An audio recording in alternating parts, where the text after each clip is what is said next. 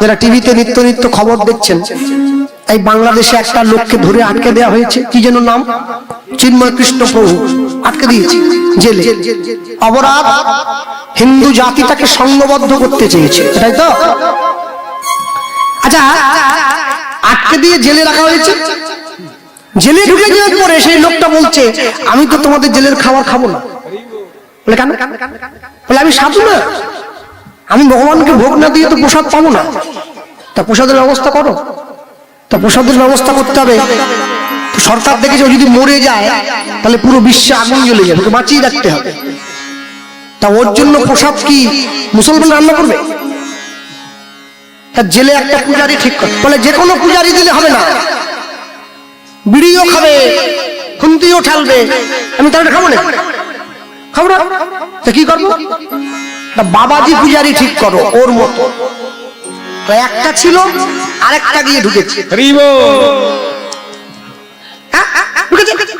দুটো যখন হয়ে গেছে, বলে আমি একা কি পারি? জোগাড় যন্ত্র করতে হবে, সবজি আঙিনা করতে হবে, হ্যাঁ আরেকটা লোক চাই, ওই অ্যাসিস্ট্যান্ট। আচ্ছা আরেকটাকে দেখ, একটা ঢুকেছিল, তিনটে হয়েছে। তো সে তখন বলছে প্রসাদ শুধু হলে হবে না, ভগবানকে ভোগ না দিলে তো প্রসাদ হয় না, জেলে একটা ঠাকুরের ব্যবস্থা করো। বলে জেলে আবার ঠাকুর করতে গিয়ে পাবো? বলে আচ্ছা বিগ্রহ দিতে নাই পারো, একটা চিত্রপত্র দিতে পারো, তাই দেবো। যা একটা পঞ্চকোষায় ছবি এনে দিই। ইস্কনের ভাষা সে তো এই গল্পায় ঝুটনি, হ্যাঁ তাহলে ইস্কনের সাধু সে হরিনাম গায়। এখন প্রসাদ সেবা হচ্ছে, ভগবানকে ভোগ লাগছে, কীর্তন হচ্ছে। আশ্চর্য কি, সন্ধ্যেবেলায় করে সে সাধু দিয়ে বাকি আসামিগুলোকে বলছে, তোমরা শুধু শুধু বসে আছো কি জন্য? আমার সঙ্গে বলো। কি বলবো? বলে আমি যেটা বলবো শুনে শুনে বলবো। আপনার শুনে শুনে বলতে পারবো, চেষ্টা করো না। হ্যাঁ, সাধু বলে জেলটাকে মন্দির বানিয়ে নিয়েছে, ক্ষমতা দেখুন একবার, জেলটাই মন্দির। সারা জীবন আমার জেলে রাখ, আসামিগুলোকে হরিনাম করিয়ে ভগবানের চরণ পাঠাবো। জেলে তার ক্ষতি নেই, জেলটাকে মন্দির বানিয়ে, আর জেলটাকে মন্দির বানিয়ে জেলের মধ্যে বসে প্রত্যেকদিন সন্ধ্যায় আসামিগুলোকে নিয়ে খোল খত্তাল নিয়ে লেগে পড়ে। আসামিগুলোকে যে তোমার স্মরণ নয় তার বাঞ্ছা পূর্ণ হয়, যে তোমার স্মরণ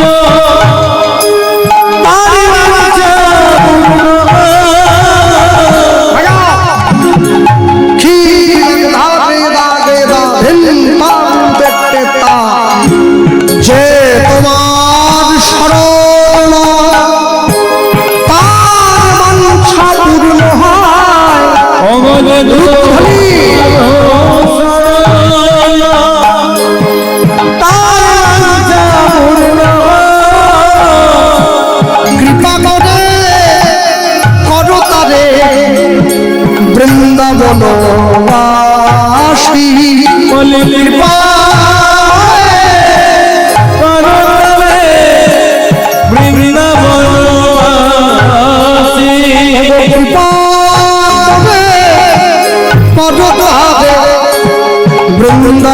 বৃন্দাবনবাসী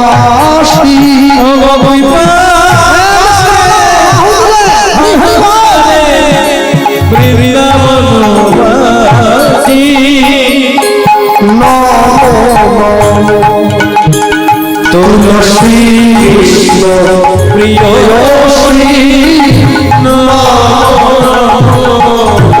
ব্রজে রাধা সেবা পাব এই অভিলাষী, ব্রজে সেবা এই অভিলাষী। এই দাঁড়িয়ে আছো না, কীর্তন কিন্তু বুড়োগুলোর জন্য নয়, হয়ে গেছে তোমাদের জন্য। তোমরা যদি এগিয়ে না আসো সমাজ পিছিয়ে পড়বে।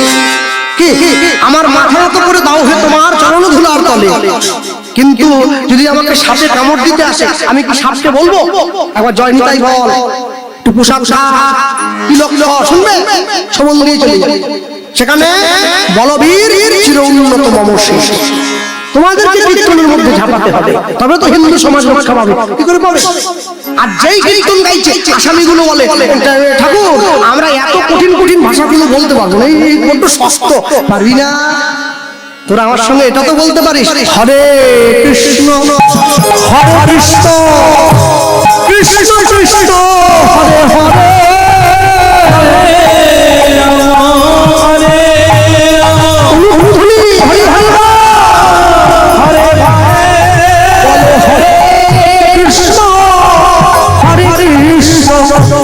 কৃষ্ণ কৃষ্ণ হরে হরে হরে রাম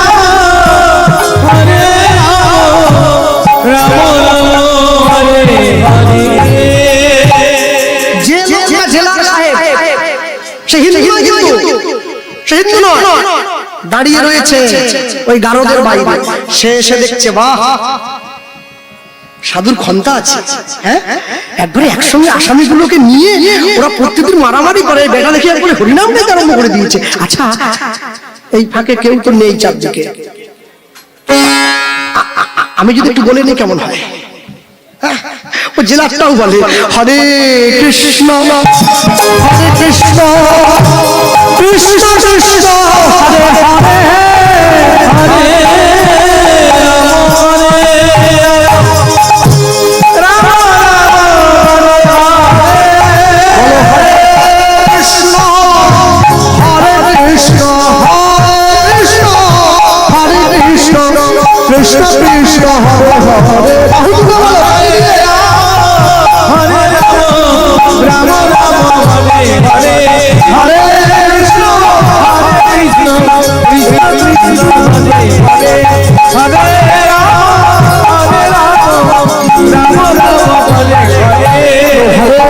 কৃষ্ণ হরে কৃষ্ণ কৃষ্ণ কৃষ্ণ হরে হরে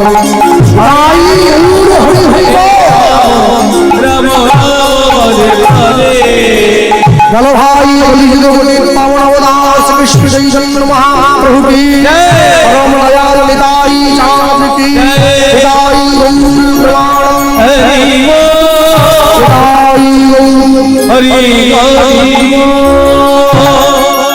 সব সময়ের জন্য মনে রাখবেন যে মাটিতে জন্ম নিয়েছেন সবার আগে ভারতবর্ষের মাটি, ভারতবর্ষের প্রত্যেকটা গ্রাম তপস্থলী, ভারতবর্ষের প্রত্যেকটা ভূমি তপভূমি।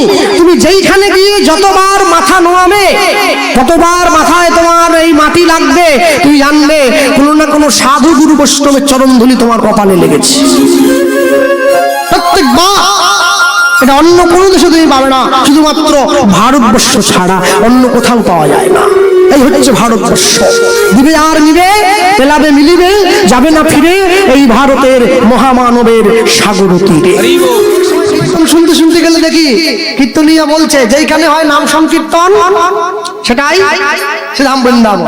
বললো মানুষে হরি বলে হাত তুললো, হরি বল, আমিও তুললাম কীর্তন শুনতে গিয়ে। এখন দেখি হাত তুলে হাত নামিয়ে আমার পাশে যে বসেছিল সে বসে বসে পেঁয়াজি খাচ্ছে। বৃন্দাবন পেঁয়াজি খাওয়ার জায়গা, বৃন্দাবন চপ পকোড়া খাওয়ার জায়গা, বৃন্দাবন জর্দা পান খাওয়ার জায়গা, বৃন্দাবন হরিবাসরে বসে এরকম করে খৈনি খাওয়ার জায়গা। আরে মুখে বৃন্দাবন বললে হবে না, একটু বৃন্দাবনের সম্মানটা তো দাও, তবে তো বৃন্দাবনের কথা। আমি এই রুচি পরিবর্তনের কথা শুরুতে বলেছিলাম। বৃন্দাবনে গিয়ে দর্শন করলাম কি, বৃন্দাবনে গিয়ে দেখলাম আমাদের বাংলার মায়েরা 12 হাত শাড়ি পরে, বৃন্দাবনের মায়েরা 14 হাত শাড়ি পরে। কোমরের নিচ থেকে 7 হাত, কোমরের উপর থেকে 7 হাত, এই পর্যন্ত ঘোমটা দেওয়া। হ্যাঁ, আর বৃন্দাবনে কি বলে? রাধে রাধে বলো, যেটা বলো। আর অযোধ্যার লোকেরা কি বলে? জয় শ্রীরাম। ভেবনি জানো পার্টি স্লোগান দিচ্ছি, রাম বললে পার্টি নয়, আমি ওই রামের কথা বলছি। এখন তো বলাও যাবে না, ভয় আছে বহু রকম। কিন্তু পশ্চিমবঙ্গে থেকে কেউ যদি সারা জীবনে একবার জয় গৌর না বলে তার কিচ্ছু যায় আসে না। তাহলে বুঝতে হবে গৌরকে আমরা সিংহাসনেই বসিয়েছি, মনে বসাতে পারি তাই, তাই তো। তাহলে বৃন্দাবন গেলে কি বলা হয়? হ্যাঁ, এইখানে বসেই রাধে রাধে রাধে রাধে। হ্যাঁ, আপনারা